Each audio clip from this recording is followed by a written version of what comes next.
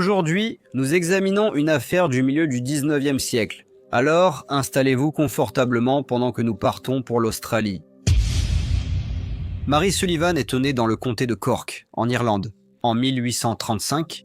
À l'époque, le comté figurait parmi les régions les plus vastes et peuplées du pays, réputée pour ses terres fertiles et la ville portuaire animée de Cork. Dans les années 1830, une grande partie de l'Irlande connut des difficultés, les fermiers locataires souffrant des loyers élevés et des mauvaises récoltes. Les possibilités d'avancement éducatif étaient rares, surtout pour les familles ouvrières vivant à la campagne.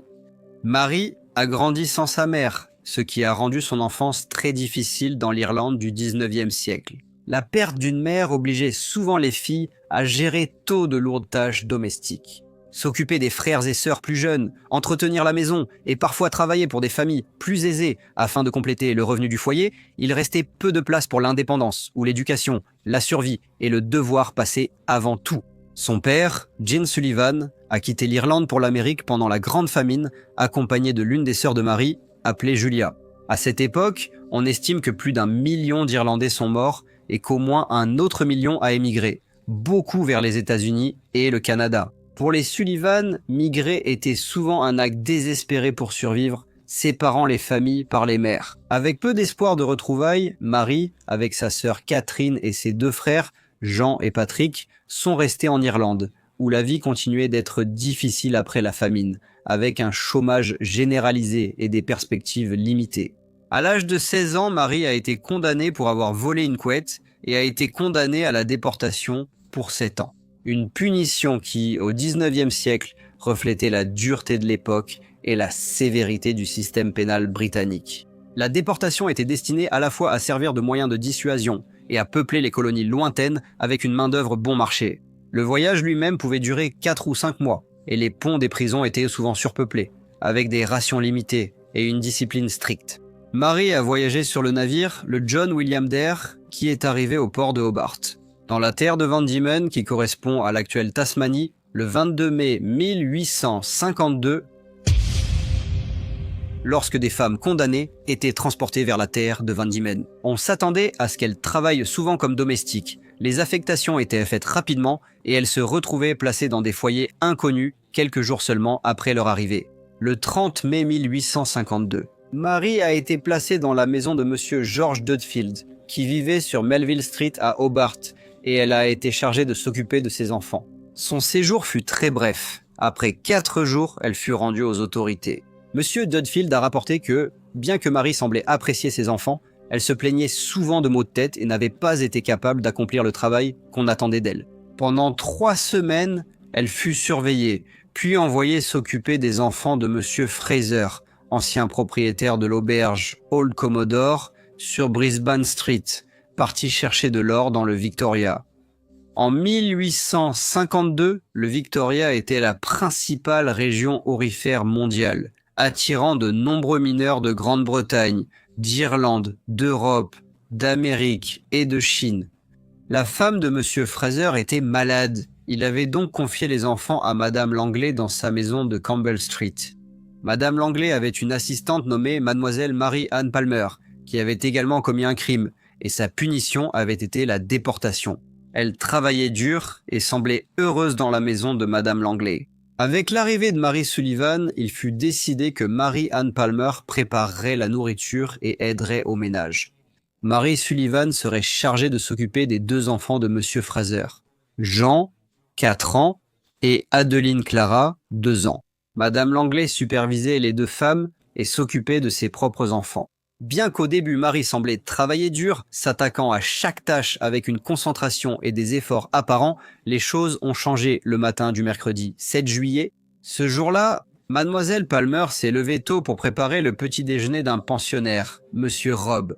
Peu après, elle a informé Madame Langley qu'il n'y avait plus de pain dans le garde-manger. C'était inhabituel car tout était à sa place la veille au soir et rien ne semblait avoir été dérangé.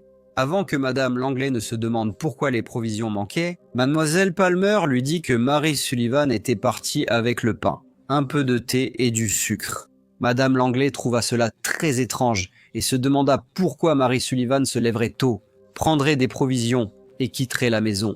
Mais elle eut peu le temps d'y penser avant que mademoiselle Palmer ne revienne, pâle et presque muette. Finalement, elle réussit à dire que la petite Adeline Clara Blackburn Fraser avait disparu. Madame Langley se sentait désormais mal à l'aise et craignait que quelque chose n'aille pas. Elle dit à mademoiselle Palmer de remplir la bouilloire pendant qu'elle partait à la recherche de la petite fille disparue. Cependant, alors que mademoiselle Palmer s'approchait des tonneaux d'eau, elle fut confrontée à une vision horrifiante. Le corps sans vie de l'enfant flottait dans l'eau. Elle appela madame Langley, qui accourut dans la cour. Mademoiselle Palmer montra les tonneaux d'eau. Les deux femmes restèrent figées d'incrédulité devant le corps de la fillette. Une fois que madame Langley se fut ressaisie, elle alerta monsieur Robb qui fit immédiatement venir le docteur Huxtable et la police. Lorsque les autorités arrivèrent, l'agent de police Chandler reçut l'ordre de retrouver mademoiselle Sullivan et le docteur Huxtable examina l'enfant décédé. Le matin du 9 juillet, Mary Sullivan fut arrêtée sur Murray Street à Hobart et emmenée au poste de police. La police a aussi arrêté Mary Ann Palmer. Bien que madame Langley et d'autres personnes qui connaissaient la jeune femme aient informé les autorités de son excellent caractère, une enquête a eu lieu à la taverne Fork, rue Brisbane, avec madame Langley comme premier témoin. Elle a indiqué que Mary Sullivan, récemment à son service, était une jeune femme très discrète, peu présente dans les conversations. Lorsqu'on lui a demandé si elle était efficace dans son travail, madame Langley a répondu qu'elle n'était ni particulièrement bonne ni mauvaise dans sa conduite. Elle a expliqué que son rôle était de s'occuper des enfants, notamment de la petite fille, et a précisé l'avoir couchée le mardi soir. Comme d'habitude, madame Langley s'est alors arrêtée un instant avant de continuer. Elle a ajouté que le frère de la fillette lui avait dit avoir vu mademoiselle Sullivan sortir sa sœur du berceau tôt ce matin-là. Interrogée sur l'attitude de mademoiselle Sullivan envers l'enfant, madame Langley a indiqué qu'une fois, elle avait été méchante avec la fillette et l'avait rendue triste. Elle a donc dû lui en parler et lui a dit d'être plus patiente, car la petite fille était fragile et souvent malade. Le témoin suivant était le docteur Huxtable. Il a indiqué à l'enquête avoir examiné le corps et confirmé une mort par strangulation. Il a dit que lorsqu'il a vu l'enfant pour la première fois, elle était morte depuis environ 4 heures. Il a ajouté qu'un fil de fer avait été noué si étroitement autour de son cou qu'il pouvait à peine insérer une lame de ses ciseaux entre celui-ci et la peau. Il a précisé qu'il n'y avait pas d'autres blessures et que l'enfant semblait en bonne santé et bien soigné par ailleurs. Mary Burton, une femme aveugle et pensionnaire de la maison, a déclaré à l'enquête que mardi soir, Mary Sullivan était allée se coucher vers 22 heures. Madame Langley et mademoiselle Palmer ne sont parties qu'après minuit. Elle a dit que mademoiselle Palmer et mademoiselle Sullivan partageaient une chambre avec les enfants et s'entendaient bien. Elle a affirmé qu'il n'y avait jamais eu de dispute, ni de mots durs entre elles. Madame Burton a ajouté qu'elle connaissait tout le monde dans la maison au son de leur voix et qu'elle pouvait reconnaître qui était présent à tout moment au bruit de leurs pas. Elle a dit que le mercredi matin, elle avait entendu des bruits venant du rez-de-chaussée très tôt et qu'elle avait compris que Mary Sullivan était allée chercher de l'eau. Le détective Chandler fut le témoin suivant. Il a affirmé à l'enquête avoir été appelé mercredi chez madame Langley, sur Campbell Street, où il a parlé à Mary Ann Palmer et à madame Langley. Il a dit qu'elle lui avait raconté que la jeune fille avait été retrouvée morte et que Mary Sullivan était partie. En regardant le jury, il a dit que mademoiselle Palmer lui avait alors montré les tonneaux d'eau où l'enfant avait été retrouvé et avait décrit comment il y avait 3 tonneaux d'eau. Mais c'était celui le plus éloigné de la maison, dans lequel le corps de l'enfant avait été découvert, et il avait été rempli d'eau, à environ 3/4. Il a dit qu'il avait arrêté Mary Sullivan le vendredi, et lorsqu'il a posé sa main sur son épaule et s'est identifié comme agent de police, elle a immédiatement répondu « Je n'ai pas tué l'enfant ». Agent de police. Chandler a dit qu'il n'a rien ajouté et l'a emmenée au poste de police, où elle a été retenue pendant que l'enquête se poursuivait. Mary Ann Palmer a également été appelée comme témoin. Son témoignage a corroboré celui des témoins précédents, mais elle a également ajouté que lorsqu'elle a regardé dans les tonneaux d'eau, elle a d'abord vu le bras gauche de la petite fille et a immédiatement poussé un cri d'horreur.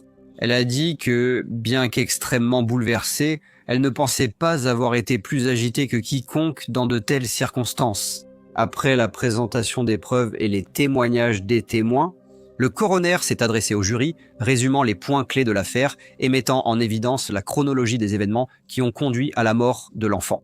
Il a soigneusement passé en revue les témoignages, la découverte du corps et les circonstances entourant le départ de Mary Sullivan de la maison. Le jury s'est ensuite retiré pour délibérer, et après un certain temps, il est revenu pour annoncer le verdict de meurtre contre Mary Sullivan. Suite à cela, elle a été officiellement renvoyée en jugement. Le procès a commencé le mercredi 21 juillet. Tous les témoins appelés étaient ceux ayant déjà témoigné lors de l'enquête. Chacun d'eux avait déjà fourni des récits détaillés de ce qu'il avait vu et entendu autour de l'événement tragique. Madame Emma Jane Langley était encore le témoin principal. Elle a déclaré qu'elle résidait sur la rue Campbell et qu'elle avait été présente à l'enquête menée par Monsieur Jones, le coroner, le 10 juillet.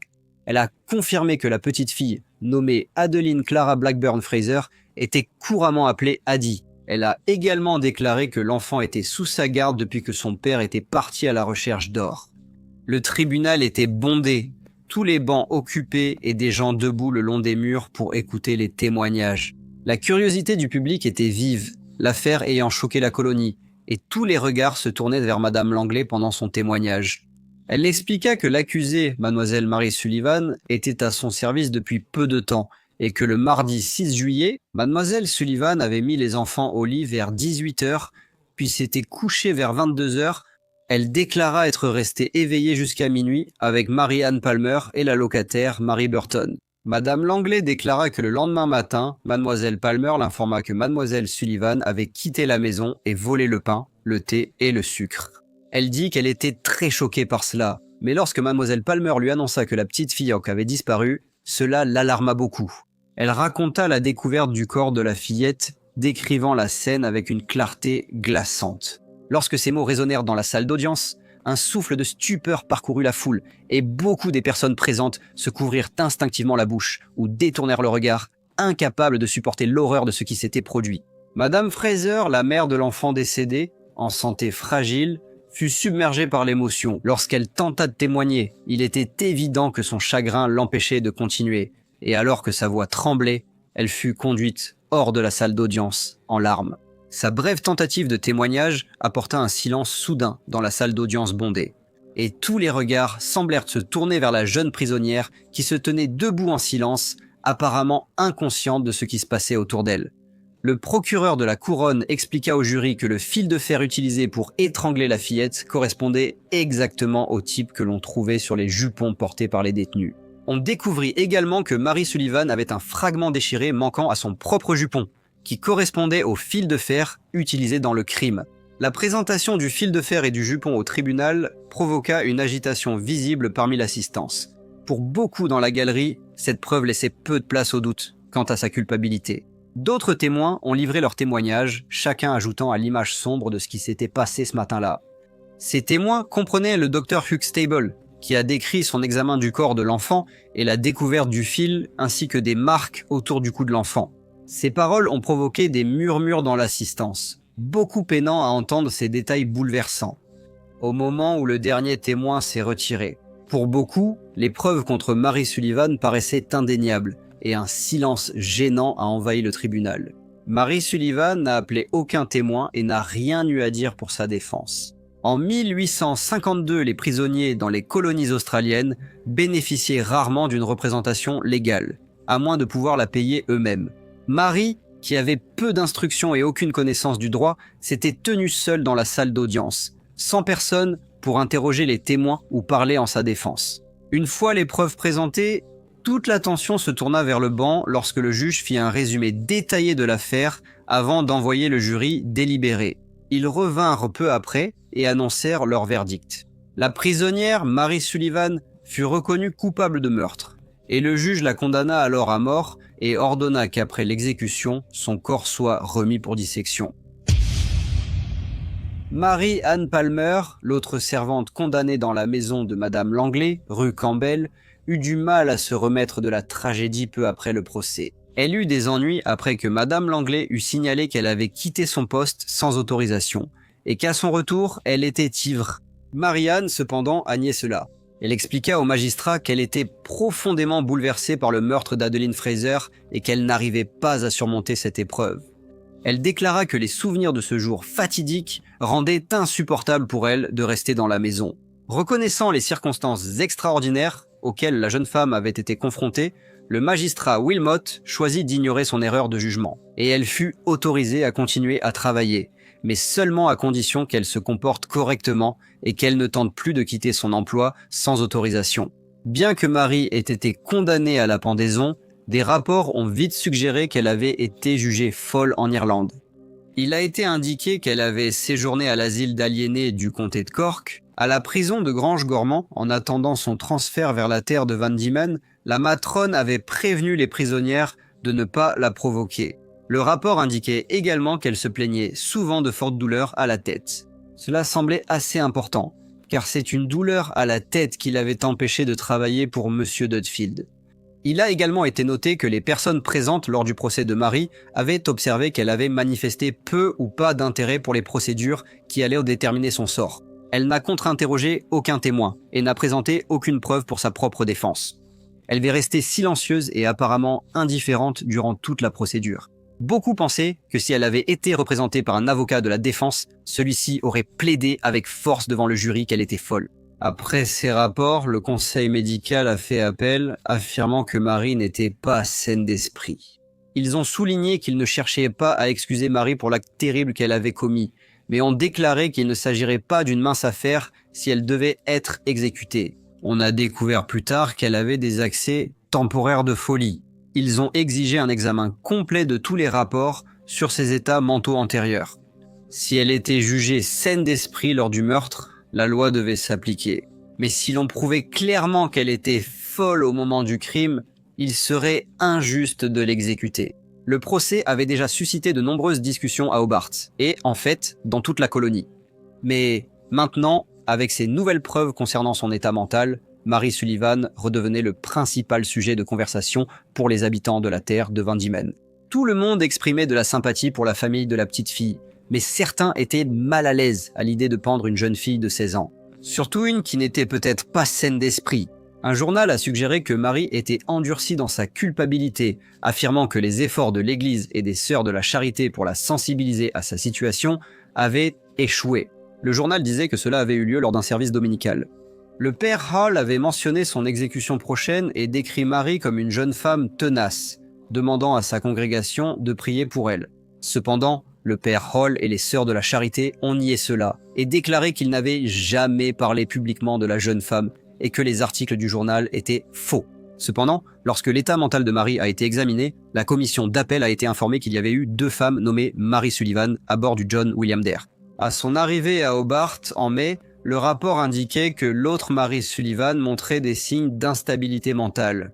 Suite à cela, les autorités ont conclu qu'il n'y avait aucune circonstance particulière pour excuser le crime et ont déterminé que Mary Sullivan, qui avait été reconnue coupable du meurtre de la petite fille Adeline Clara Blackburn Fraser, semblait maintenant être saine d'esprit au moment du meurtre. Malgré cette décision, certains continuaient à spéculer qu'il était possible que Mary Sullivan, qui avait commis le crime, ait effectivement été affectée par des périodes de folie.